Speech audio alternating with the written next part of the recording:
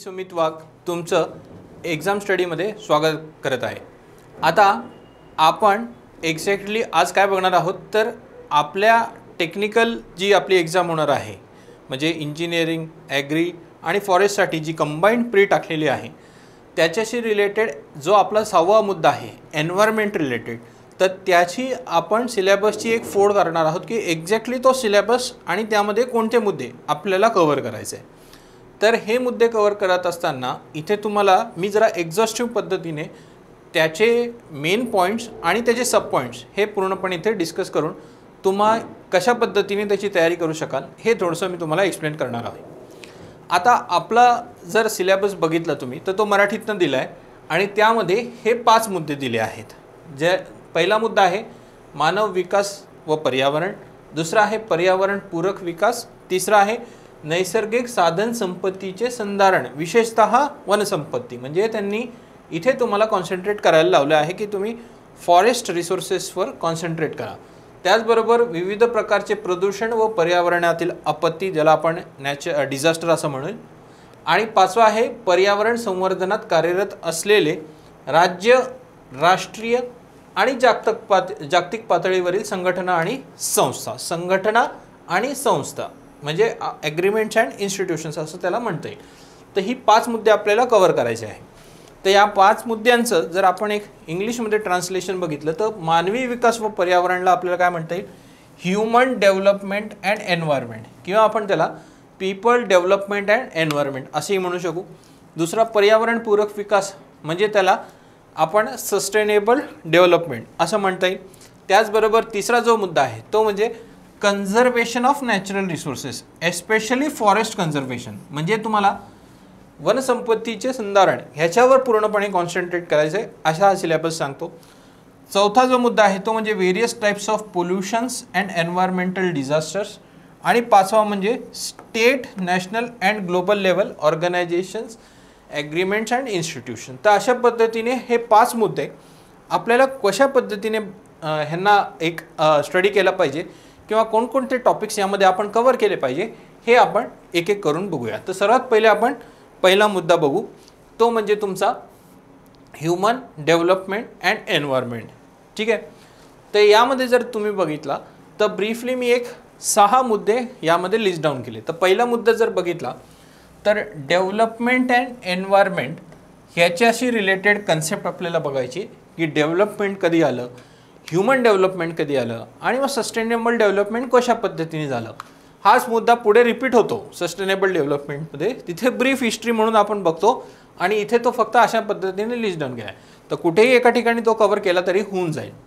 त्याचबरोबर मग millennium development goals म्हणजे त्याला आपण फेमसली MDG गोल्स, आणि ते संपल्यानंतर 2015 पासून SDG गोल्स कसे आले तर हे आपण त्यामध्ये बघूया। म्हणून मिलेनियम डेव्हलपमेंट गोल्स आणि सस्टेनेबल डेव्हलपमेंट गोल्स असे आपण यामध्ये काय करू, कव्हर करू। मग दुसरा जर मुद्दा बघितला तर ह्युमन अँड एन्व्हायरमेंट इंटरॅक्शन, आणि इंटरॅक्शन म्हणजे की पर्यावरण आणि माणसामध्ये संबंधित कशा गोष्टी होत आहेत, आणि अँथ्रोपोजेनिक, अँथ्रो म्हणजे मानवाशी संबंधित, anthropogenic activities and their impacts on the environment, पर्यावरणाने माणसाने जो विकास केला आहे तो कशा पद्धतीने त्याच्यावर आपत्ती किंवा कशा पद्धतीने त्याच्यावर एक इफेक्ट आणतो। तर हे मुद्दे आपल्याला थोडेसे ब्रीफमध्ये इथे कव्हर करावे लागतील। त्याचनंतर एन्व्हायरमेंटल इश्यूज आपल्याला बघावं लागेल, आणि एन्व्हायरमेंटल इश्यूजमध्ये आपण म्हणू शकू की रिजनल आणि ग्लोबल लेवलला air pollution, water pollution, soil pollution, noise pollution, त्याचबरोबर hazardous waste, climate change and socio economic political dimensions हाही याच्यामध्ये काय येईल संबंधित एक मुद्दा केला जाईल। पण हा इथे मुद्दा कव्हर न करता आपण जर आपला एक पोल्युशनशी रिलेटेड जो मुद्दा आहे त्यामध्ये जर कव्हर केला तर तो जास्त कॉम्प्रिहेन्सिव्ह येईल। पण ह्याचे काय एक डायमेन्शन्स किंवा ह्याची एक व्याप्ती हे मुद्दे ठरवतात। त्याचबरोबर अजून जर ह्याच्यामध्ये पुढचे 3 मुद्दे जर बघायचे म्हटले तर आपल्याला इथे impacts of pollutants on human health आपल्याला एक दिसतं। पोल्युटंट्स आणि पोल्युशनची रिलेटेड केल्यानंतर ह्युमन हेल्थवर कोणते इम्पॅक्ट्स होतात, फॉर एक्झाम्पल ऑक्युपेशनल डिझीज आहे, त्याचं उदाहरण म्हटलं तर सिलिकॉसिस होईल, एस्बेस्टॉसिस होईल, परत नायट्रोजन ऑक्साईड आणि सल्फर ऑक्साईडमुळे होणारे मानवा शरीरावर कोणते इफेक्ट आहेत, परत लीडमुळे कोणकोणते आजार होऊ शकतात, किंवा कॅडमियम असेल, मर्क्युरी असेल तर ह्याच्याशी संबंधित कोणकोणते आजार आहेत, तर असा एक फॅक्च्युअल डेटावर आपल्याला काय करू शकतो, डेफिनेटली आपल्याला टेस्ट केलं जाऊ शकतं. आणि म्हणून आपल्याला इथे थोडंसं एक मॅच द फॉलोइंग झालं किंवा वन लाइनर झाले, असे MCQs इथे आपल्याला ट्रॅप होऊ शकतात. त्याचबरोबर natural hazards and disasters and mitigation हे एक फार महत्त्वाचं आहे. त्यामध्ये आपण म्हणू शकू की नॅचरल हजार्ड्स अँड डिझास्टर बरोबर आपण मॅनमेड हजार्ड्स अँड डिझास्टरकडे सुद्धा थोडंसं लक्ष द्यावं. आणि नंतर एन्व्हायरमेंटल प्रोटेक्शन ॲक्ट, जो आपण म्हणू की एक अम्ब्रेला ॲग्रीमेंट किंवा एक पूर्ण व्याप्ती असा हा कायदा आहे 1986चा, तो आपल्याला इथे थोडासा बघून घ्यावा लागेल. आणि national action plan on climate change, तर ह्याला आपण शॉर्ट फॉर्ममध्ये काय म्हणतो, NAPCC. तर हा एक नॅशनल ॲक्शन प्लॅन बघितला गेला पाहिजे. आणि याच्या अंडर वर्क होणारे जवळजवळ 8 मिशन्स ह्याची आपल्याला काय एक 4-4 ओळीत किंवा 5-5 ओळीमध्ये काय पाहिजे, एक माहिती पाहिजे. म्हणजे मग इथेही हा मुद्दा काय होईल, पूर्णपणे व्यापक होईल. तर ह्युमन डेव्हलपमेंट अँड एन्व्हायरमेंट त्याच्या संबंधित हे मुद्दे आपण कव्हर केलं तर मी म्हणेल की हा सिलेबस पॉईंट आपला इथे व्यवस्थित कव्हर होईल. त्याचबरोबर आपण जर सेकंड पॉईंटकडे गेलो तो म्हणजे पर्यावरणपूरक विकास, त्यालाच आपण म्हणू की सस्टेनेबल डेव्हलपमेंट.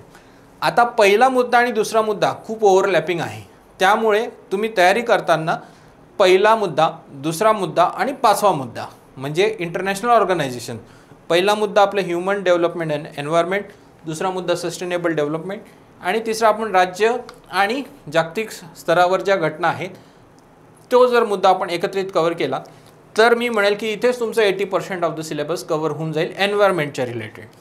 आणि म्हणून त्याच्याशी संबंधित हे 3 मुद्दे एकत्रितपणे अभ्यासाने फार गरजेचं आहे. आता ह्याच्यामध्ये जर लिस्ट डाऊन केलं तर हे 6 मुद्दे जवळजवळ निघतात. पहिला आहे brief history of sustainable development. Brief history का, सस्टेनेबल डेव्हलपमेंट लगेच हा शब्द आपण उद्गारला नाही, पहिले डेव्हलपमेंट घेतला, मग ह्युमन डेव्हलपमेंट घेतला आणि मग शाश्वत विकास किंवा सस्टेनेबल डेव्हलपमेंट आपण घेतला. तर या मुद्द्याच्या संबंधित जर आपण हे अभ्यास केला तर त्याच्याशी रिलेटेड कॉन्फरन्स ॲग्रीमेंटशी येतील जे आपल्याला परीक्षेच्या दृष्टिकोनातून कव्हर करावे लागतील. त्यानंतर पिलर्स ऑफ सस्टेनेबल डेव्हलपमेंट म्हणजे कोणकोणत्या स्तंभावर ही सस्टेनेबल डेव्हलपमेंट कन्सेप्ट दिली गेली आहे. नंतर organisations working on the pillars for sustainable development, कोणकोणत्या संघटना याच्यामध्ये कार्यरत आहे. परत तो शेवटचा मुद्दा येतो, तो इथे थोडासा ओव्हरलॅपिंग होतो. परत प्रिन्सिपल्स ऑफ सस्टेनेबल डेव्हलपमेंट की सस्टेनेबल डेव्हलपमेंटचे कोणकोणती तत्त्व आहेत जी आपल्याला समजून घ्यावे लागतील, ते आपल्याला बघावं लागतील. आणि मग indexes related to sustainable development, उदाहरणार्थ एन्व्हायरमेंटल प्रोटेक्शन इंडेक्स वगैरे असे काही आपल्याला इथे ह्या निर्देशांक किंवा हे घटक बघून घ्यावे लागतील. त्याचबरोबर सस्टेनेबल डेव्हलपमेंट गोल्स, आता हा काही सेपरेट मुद्दा नाही. SDG MDG नंतर येणारे जे SDG गोल्स आहेत ते आपल्याला साधारणपणे 17 टार्गेट आणि त्याचे 110 ऑब्जेक्टिव्स असे जे दिलेले आहेत त्यातले आपल्याला कमीत कमी ते 17 टार्गेट तरी आपल्याला माहीत पाहिजे, त्याच्यावर डेफिनेटली क्वेश्चन येऊ शकतो. आणि सस्टेनेबल डेव्हलपमेंटची कन्सेप्ट जर इथे बघायची म्हटली तर या फिगरमध्ये तुम्हाला दिसेल की जी सोशली, इकॉनॉमिकली आणि एन्व्हायरमेंटली फिजिबल असेल तिथे मात्र तुमची ही सस्टेनेबल डेव्हलपमेंट कन्सेप्ट कव्हर होईल. तर अशा पद्धतीने हा दुसरा मुद्दा आपण इथे पूर्णपणे कव्हर करू शकतो आणि अशा पद्धतीने अप्रोच पाहिजे. त्याचबरोबर जर तिसरा मुद्दा जर बघितला आपण तर तो काय सांगतो, कन्झर्वेशन ऑफ नॅचरल रिसोर्सेस आणि एस्पेशली फॉरेस्ट रिसोर्सेस. ते दाखवून दिलेलं आहे सिलेबसमध्ये की फॉरेस्टवर कॉन्सन्ट्रेट करा. आता नॅचरल रिसोर्स म्हटले तर माइन्स, मिनरल्स, वॉटर किंवा तुमच्या हे सुद्धा येतात, टाईप्स ऑफ सॉईलसुद्धा येतात. पण एवढं करण्यापेक्षा त्यांनी सांगितलं की फक्त फॉरेस्ट रिसोर्सेसवर थोडंसं तुम्ही काय करा, कॉन्सन्ट्रेशन डेफिनेटली करा. तर यासाठी आपण हा मुद्दा जर कव्हर करायचा म्हटला तर तो कसा कव्हर करता येईल, तर फॉरेस्ट आणि त्याचं पहिले क्लासिफिकेशन आपल्याला माहीत पाहिजे की एक्झॅक्टली कोणकोणते टाईप्स आहेत आणि त्यांचे एक ब्रीफ फीचर्स काय आहे, वैशिष्ट्य काय आहे ते बघावं लागेल. नंतर distribution of forest in brief manner की त्याची व्याप्ती किंवा कसं ते भौगोलिक दृष्टिकोनातून त्याचं स्पष्टीकरण आपल्याला देता येईल.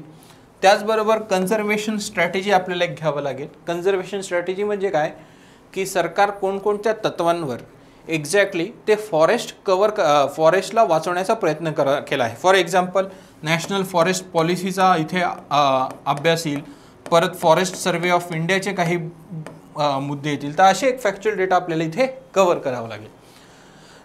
त्यानंतर forest conservation laws and conventions ह्याच्याशी रिलेटेड एक 4 ते 5 ॲग्रीमेंट आणि 4 ते 5 कायदे आहेत, जे आपल्याला 4 ओळीमध्ये माहीत असले तरी पण पूर्वपरीक्षेची आपल्याला तयारी इथे होऊन जाईल.